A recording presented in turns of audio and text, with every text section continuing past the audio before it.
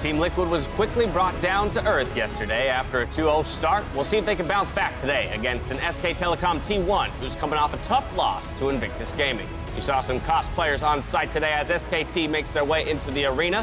Moments ago, Team Liquid in tow as well. Big matchup for those two to close out the first round robin of MSI groups. Hello, everyone, and welcome to the MSI Countdown, where for 30 minutes we discuss how the teams are using flex picks and give out some much-needed pep talks until the timer reaches 0 and we jump into Champions Select. Now, today's action kicks off with Team Liquid versus SKT, followed by Flash Wolves taking on the undefeated Invictus Gaming. From there, Fongvu Buffalo and G2 Esports close out the first round robin before SKT look to get their revenge on the LEC champions, with IG and PVB closing out the day. After 4 games played for each team, the reigning world champions are the clear frontrunners here at MSI 2019, still undefeated in first place. G2 are next in line to challenge them, followed by Team Liquid and SKT, who are facing off in our first game. We've got the hometown favorites PVB, who have struggled so far in the group stage and need to start picking up wins quick if they want to challenge for a semifinal spot. And my mind still goes back to yesterday. Invictus Gaming hitting up 4-0, taking down SKT in a 16-minute game. Record-breaking. I can't wrap my mind around that, so it's just like, all right, well, I guess this is what we're starting off the day with. I think it was pretty predicted. Was it? Wait a minute. Was it all pretty according to predicted? plan, you know. Very predictable. Because I will call back to a very specific segment just yesterday where I proposed the idea of Invictus Gaming going 10-0 in groups. And I was told by a few people on the desk that was crazy talk, Deficio. See, I remember saying if they played to their peak, Oh, yeah. but I did say 8-2, I guess, which is still possible. Walk it So back, when my IG friend. lose a game, I get to do what you just did. When they lose PvP 2. again. When they lose 2 games. They have to play you can PvP again. They're That's true. They can easily lose that game. But in all seriousness, IG had an absolutely crushing game over SKT yesterday, and I think they are making that 10-0 more of a reality given that performance. Yeah, 100%. It's just so hard to punish them right now, and they also excel in these best of ones because they can play all these different styles. Without a doubt. We do have the first round robin finishing today. We wanted to take a look at some of the players to watch for the second half of the group stage. Here they are, SKT's bot lane, Teddy and Mata, IG's Jackie Love, Team Liquid's Xmithy, and G2's Caps. Let's go ahead and start with the bot lane for SKT, Teddy and Mata. Yeah, I mean, I'm honestly a little bit surprised at how they have performed. I think Mata in particular has been an underperformer. He hasn't looked as strong as you're expecting. You know, Teddy is less of a laning marksman, but more of that team fight domination style of player. And SKT, against their tough opponents, haven't really gotten to that late game stage in good shape where Teddy can kind of show off that skill. Yeah, and that's kind of the sad thing, because you want to see Teddy get into these team fights at an even setting, not down 5k gold or on a Sona who's like level 6 when the enemy Draven is level 10. You know, like there's That's not where he excels? No, that's sadly not where he shines. I could've sworn. I really want to see more from the bot lane. I think, as you said, laning-wise, we have to look at Mata. He has not looked good on things like Nautilus. Like, defensive supports, we know that's where he excels right now, and that's probably where they're going to keep putting him. But he needs to play better. If he is on things like Nautilus, you must do more in the laning phase. Let's look at IG. Yes, they are undefeated, but that doesn't mean there aren't players to look out for in the way that they'll perform in the second round robin, and Jackie Love will be the guy for that squad. And I feel like we haven't been able to sing Jackie Love's praises as much as we can because, A, we don't have a lot of time to be able to do that. And so when we use that time, it's towards the Shy who's the best in the world and Rookie who's like, if you don't bring time to Rookie, then you're not doing him justice. But for Jackie Love, if you talk to the team, they are confident in their ability to play through all 3 lanes. And he's been a consistent performer for me when we're talking about Fongvu Buffalo's game and his various play. And then on top of that, just yesterday on his Draven, he has an answer to the meta picks of the Taric and Sona. So for me, Invictus Gaming are so strong because they can play through any of those lanes. And I think one of the scariest things is criticisms levied toward IG last year in regional play was often about Jackie Love, his inconsistency, how he would choke against Uzi and do all this crazy stuff. Well, that's kind of gone this year. He's been so consistent, I think, even in regional play, and that just makes him even more terrifying. I will add, while I agree with all the positives, I still do feel like Jackie Love on a bad day is one of the ways you take down IG. You can catch him out. He is still in team fights over-aggressive from time to time. And also together with Ning, they do create this like really high-risk duo that also has some lows. And again, I think that's where teams can find openings. Yeah, it made all that much more scary, though, that you know, we're nitpicking to find just those small ins for any team against IG. Let's talk about TL. Again, it was mentioned they suffered the 0-2 after the hot 2-0 start. Xmithy we got to talk about this guy. Some pretty egregious mistakes yesterday to bring those losses about. Yeah, definitely the case, and not really where it was expected to come from. People were looking at this day and saying, all right, Impact, it's time for it to see if you can step up against Wonder, against Shy. He held his own for the most part, did play quite well. It was really Smithy who was getting caught out, especially in this IG game. That was pretty egregious. And, it's not just about the fact that he is playing kind of poorly in the early game. They also are going for these scaling picks. Yes. When he's matching up against the Rek'Sais and the Olafs, he's getting dominated. Yeah, like coming into the tournament, I knew that we were going to be focusing towards Xmithie because every other jungler that we're looking towards, like even some of the more passive teams like SKT, has an aggressive jungler. They are known for making risks so they can get their team out ahead. It's Xmithie that's coming into the tournament with like playing true to Team Liquid style regionally that is starting to get poked out. And we've seen it domestically, that a lot of the success for Team Liquid hinges on Xmithie's performance, so it'll be up to him to step up here to keep pushing into that second round robin. Finally, the LEC champions, G2. We got to talk about Caps. He's looked good against everyone except for Rookie. And he didn't play Rookie yesterday. Exactly. There we go. So he looked very good. And I think that's an important thing to highlight, especially against Team Liquid. I think every single European fan, they were looking forward to that matchup. They were really looking at the mid lane. Caps versus Jensen, two Danish mid laners fighting each other. I think it's an important thing to notice. And Caps ends up looking fantastic in that game, in the 1v1, but also together with Jankos. And that's a mid-jungle synergy we like from G2 that's maybe missing on the other side from Team Liquid. And they brought out the Sylas and really brought strength to it. In day one, we saw Sylas going to the top side of the map, not able to, of course, always get counterpicked really against, always get shoved in. What we saw, you already mentioned Jankos being able to get him through the laning phase, but then he just essentially slammed Team Liquid, or specifically Jensen, because he got into the mid game. We got to see G2's mid game start to shine.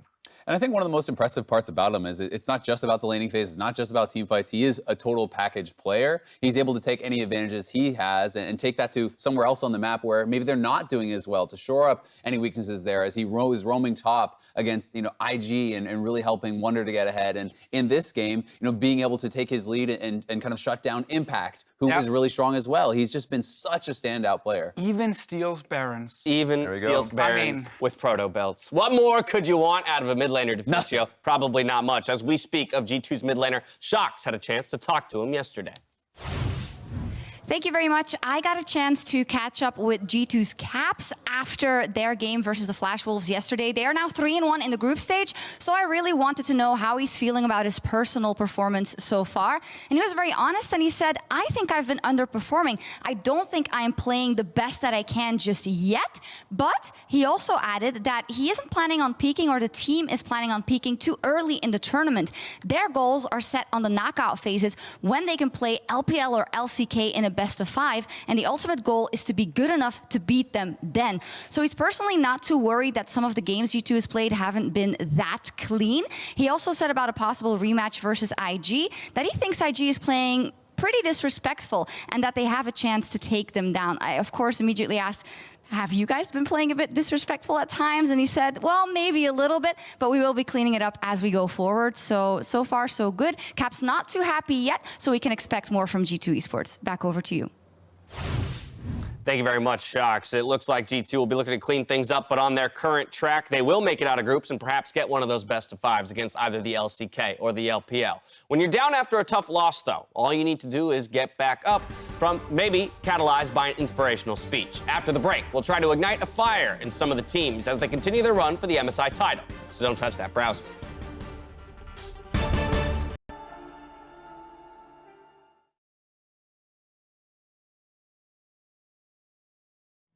I think that this MSI is different because Western teams have way more confidence. We are here to show the world that Europe is really strong. Look at Caps going in. Hungry for blood. Stealing the ultimate away and killing with it. All they do is make sure this fight's going to land. Oh! Here comes Faker, the Emperor's Divide. G2 Esports, a second kill.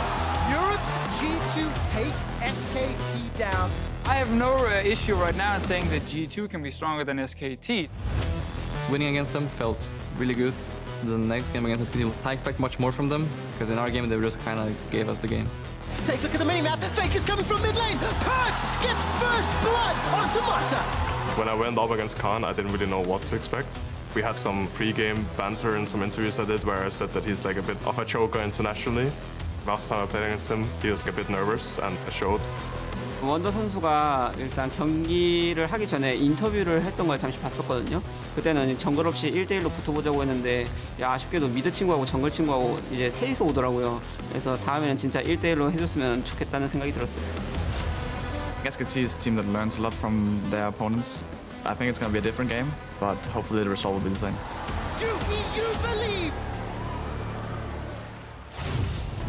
Welcome back to MSI Countdown, where we're not far away from Team Liquid versus SKT. But throughout the group stage, we've seen the importance of flex picks, with IG and G2 specifically getting a massive advantage in the draft by having the ability to move champions around between their players. Yeah, I mean, flex picks give you such an edge because not only are they taking away some of the red side advantage with counter picks when you don't know where these picks are going, you can also at the end of the draft shift them around to get the most preferential possible matchups. Yeah, and ultimately it comes down to mastery for a lot of the top teams here. I'm just going to talk about Invictus Gaming in the sense that when you're drafting up against them, like Ryze, Jace, you know for certain that both of these guys are going to be able to play them at its fullest. 100% Akali. Like, we've been seeing so much Akali being played from the Shy and when it went up against G2 and especially, but like I know for certain that Rookie could pick it up and play with the best of them. It's very true, and I think it's also important to highlight that there are a lot of different champions, both in terms of physical and magic damage, and who's really strong in early game and who's strong in the late game. So if you end up in bad matchups, the true power of flex picks is the fact you can then move them around, and you can then get them out of this tough spot so that they can actually have an impact in the game. And we've seen in the past when there were power picks that just stuck to one lane, typically you found a way to punish it either by stomping it early game if it was a scaling pick, or the other way around by surviving early and then go to late game against it. But it's hard here, because then suddenly it's Jace being put in your lane, and he's an early game lane bully, and then you lose early against it, and the Akali goes to the top lane and gets to scale safely. Yeah, not all flex picks are created equal, of course. I'm sure there's a priority list for each of these teams when it comes to these 5 champions. But as you mentioned, Raz, mastery over the champions first, I think is the first, first and foremost, the most important thing for a lot of these teams. Beyond mastery is that both players have it, right? And that becomes more and more of a threat. And that's, I think, where G2 and IG separate themselves from the remainder of the teams in the tournament. Yeah, 100%. I think that G2 for me, and I know we're going to see a lot more of them, I think they're going to be the team to watch in going up against an Invictus Gaming just based off the solo laner's strength. It's just been kind of apparent that when we've been seeing G2 play, their bottom lane has been underperforming. And as they come into line and ranks, that this team would be a lot more consistent. I like, though, that they're kind of playing differently with the flex picks, G2 and IG. G2 really want to split push, and they're willing to stick to the side lanes and take 1v1 fights out there. IG, it's a little bit more random if they're actually sticking to the side lane or if they just go for more fights specifically, but they know they can execute all these different skirmishes on these different champions, like the Shy's Akali play from day one, near the red buff where he's like diving around, he dashes in with ulti and then W's back to his shroud. Like, things like this is just absolutely beautiful to watch. And that's what you get from IG. G2, they stick to the split pushing style. So what do you do if you're not G2 and IG then? Because obviously there's still Lie down and cry. That's it. I mean, because there's only so much runway left, right, with the tournament, and it'd almost be too much to ask for any of these players to level up their mastery of all these champions at one time. I mean, you either have to accept the fact that you're going to have a pick and ban disadvantage, spend the bans to target flex picks, and then just start the game on the back foot, try to outperform them, or as Martin was talking about earlier, try to actually break the meta, try to come out with something different, whether it is, engage champions in the top lane, bring out tanks, or some way to try to punish if people are going to side lanes. You have to show something else, because if you're just trying to play the same exact style and the same exact champions that IG and G2 are doing, and they have a pick and ban advantage and are executing better on that venue, how can you really expect to win? That's the thing. The last MSI champion, reigning MSI champion, I suppose, in RNG, had been known as being the team to say, hey, you know what? When they go into a competition, they are the ones that break the meta. They are so confident in their style, and that's why I kind of see that in Team Liquid. If Team Liquid could, come into today with a strong enough performance, then teams suddenly have to focus around the bottom side of the map. So bot lane, for me, it's going to be Team Liquid that can start to challenge that. All right, fair enough. We'll see if they can do just that. It's a tall order to take down either IG or G2. But as the teams look to secure a spot in the semifinals, we figured we'd give them a head start with some motivational pep talks. First up, it's the team that suffered the fastest loss ever at a Riot International event, Korea's SKT. All right, SKT, I know you're feeling down after that loss to IG yesterday, and while that in some ways is its own punishment, you don't get off that easily with me. You've lost your first-time ranked privileges. I remember Peanut's first time Ivan from MSI 2017, and I'm gonna put Sonatarek in the same basket. Just because you've seen other people do it doesn't mean that it's a playstyle befitting of SKT. At this moment, what you can't afford to lose sight of is your roots. You are SK Telecom T1, the winningest esports organization from the region that has defined competitive play in the first decade of League of Legends. I want that pride of wearing this great jersey to refocus the team on breaking League of Legends into its simplest form. Set up a strong side of the map, play through it aggressively and decisively, and build that lead brick by brick into an unassailable one. Tonight, remind the world why the Gap got so much free advertising on Riot broadcasts for years. Pick yourselves up and put down the West 2-0 to remind people that the LCK's strength is not to be trifled with. So you lost the game to EU. I know that stings, but you can't just give up and go bench yourself. Now is the time for redemption. Jensen got beat by Caps. It's not about how many times you get clapped. It's about how hard you clap back. You've earned your shot at a second chance, and woe be to those who think that NA is done. You're down but not out. No matter how many times you fall, I will never doubt you. Your fans will never doubt you. Don't doubt yourselves. It's time to remember what this team was built for. You may be paid for by Steve, but you fight for NA, damn it. And today, we write our own history. The legacy of Team Liquid starts right here. Now get out there and show them how swift NA's wrath can be. G2 Esports, you have been my king for 5 splits out of 7. You've repped Euphoria to the world every year possible. G2, you vacationed when it was not appropriate, but you never gave up, and you won when it felt royally random. Your captain conceded his mid-lane kingdom to pursue a truly remarkable legacy, ADC legacy. Now challenge the world champions. Earn the title for yourselves. You've proven that you can best the rest. You've shown me that you can flex. You've got the macro. You've got the micro. Only G2 can stop G2 from winning. It is your true dynasty. It awaits. Can you feel it? Can you see it? Take G2phoria to the next level. I do believe it. G2, you can do it. Well, we'll see if they believe it too. We'll see if this inspired G2, Team Liquid, and SKT with the LCS and LCK champions facing off.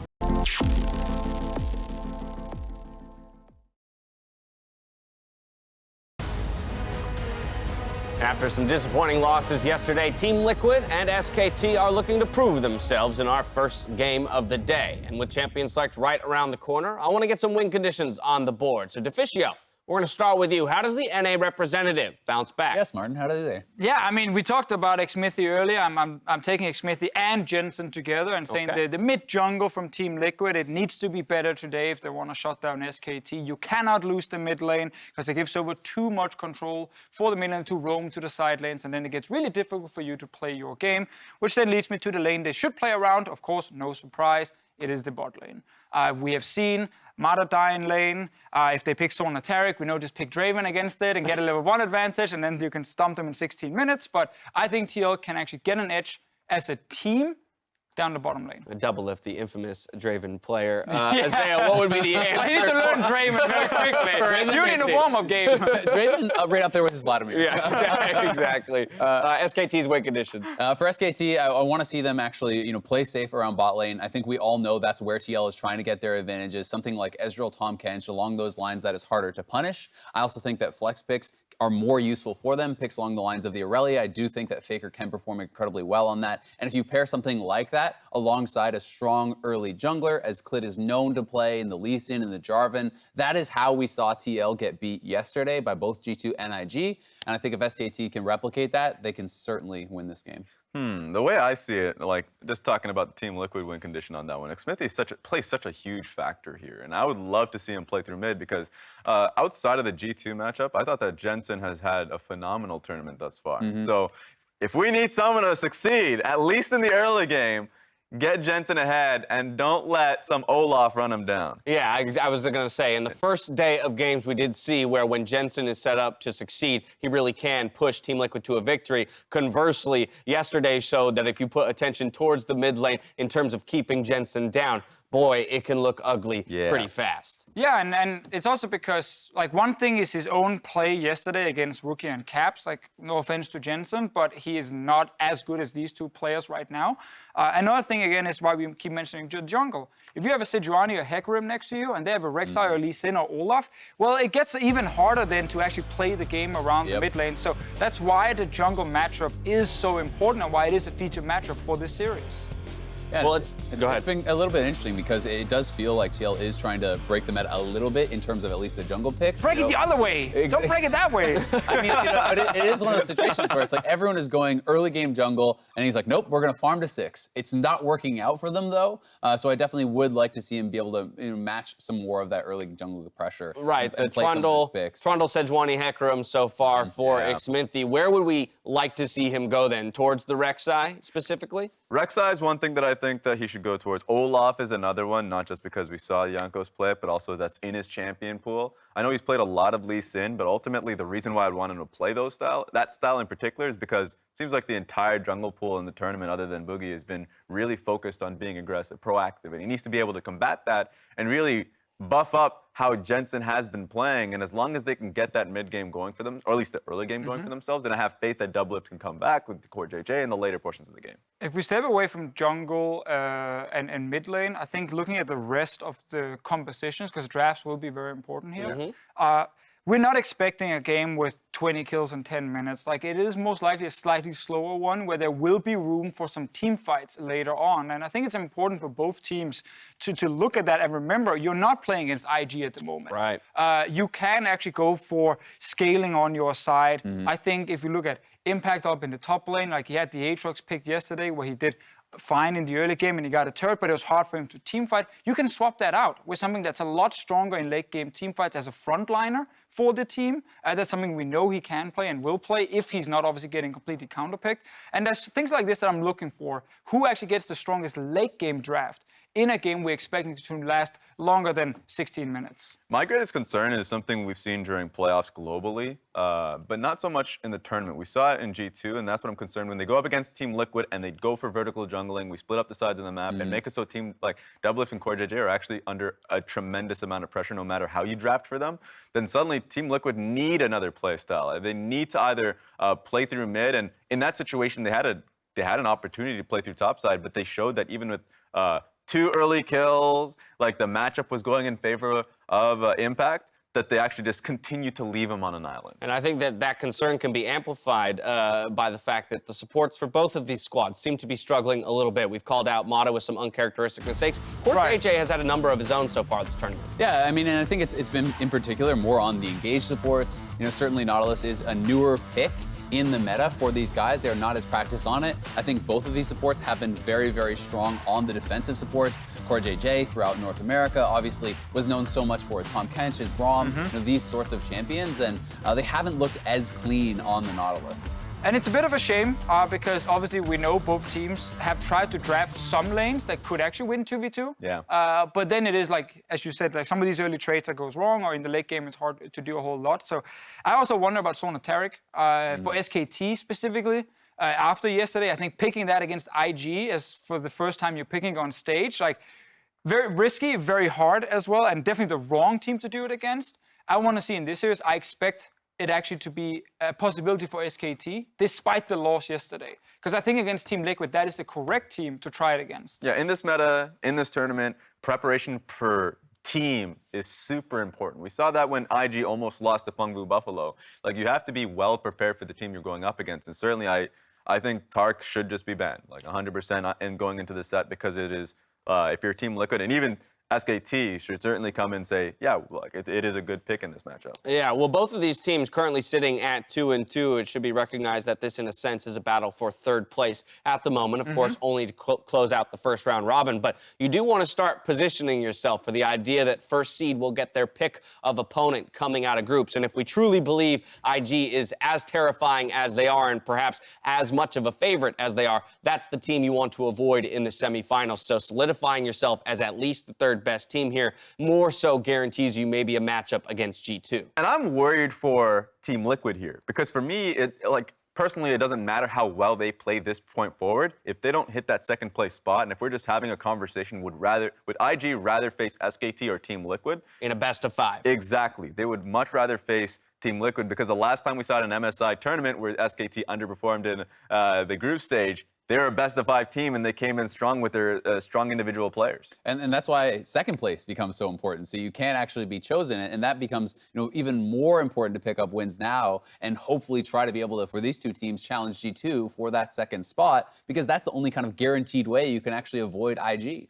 I think as a team, you luckily don't spend a lot of time talking about getting second place or whatever at this point. You just focus on the next game. Yeah. I think a lot of it is actually getting confirmation for both Team Liquid and SKT that your current playstyle can get you enough wins and can actually make you competitive. Because if you lose to a team who wants to play somewhat similar and you're not even better there, so you're losing already to G2 and IG, who's playing the super fast, they're smacking you early. You're also losing to the team who's willing to go to late game team fights. Then you're forced to change. But whoever wins today can at least say, hey, there is enough here in our style to make us one of the best teams. We got to just keep working at it. Well, with the stakes of this matchup set and the stakes for the remainder of the day, I want to get some predictions from you three. Deficio and Raz, you had a perfect day yesterday, so we'll see if you can continue that trend today. You do align across the board here, so there's that possibility for the both of you, while Azael does put his faith behind the NA squad here for the first game. And I will say, I was actually very, very close to joining Azael on the Team Liquid one. I actually think this matchup, on paper, if we just base it on the 4 games we've seen so far, should be very, very close. Nothing really tells us that SKT are just far above Team Liquid based on the recent form we're seeing. Exactly, and that is what I'm basing this prediction off of. Coming into the tournament, I certainly thought SKT was going to be stronger than TL. They may still end up getting to that form, but I'm kind of tired of Korea getting the free pass on their play, because so many times in the past, over the years, we've been like, well, they're playing bad, but it's Korea. They're going to dominate later. They're going to kind of scale up. They're going to play really well. It didn't happen at Worlds, right? And for the first time ever, I think it is totally valid, question their play in groups. In the 4 games, I think they looked worse than TL. They were utterly dominated by both IG as well as G2. They did not have cleaner wins against either Flash Wolves or PVB. So I think it's fair to say that in these 4 games, TL have shown us more, and I think that if there was a time to upset them, it would be here. And this is when I looked at SKT, and I would disagree in the sense that, well, when we're talking about the way they've gotten blown out in their first game of the tournament. And look at top lane against G2 and a 16-minute loss. Come on, Raz. That's when I look at Zephyr, my man. I'm like, Zephyr, what are these drafts? Like the game 1 draft, they were like, okay, completely full scaling. Clid, good luck if you ever want to find a gank in any of these lanes. And then the last game where, once again, we focused so much on the drafting going up against Invictus Gaming, and also the level 1 didn't help. So their play certainly mattered. But I do not believe that SKT will come into day 3 and will have the same problems in the drafting realm. I mean, I definitely don't expect another 16-minute loss, maybe ever, to happen. But I think, to your point, Azael, regardless of any level 1 shenanigans, no matter how far you get set behind, to have a record-setting loss is a good point to say we're done making excuses. It's up to you to prove to us now that you are the Korea of old, the SKT of old, that if you're going to ramp up, this is the time. You got 6 games left in groups. I mean, there's no excuse now, right? Team Liquid is not going to run you over in the early game like G2 and IG did. You're going to get to your late game team fights.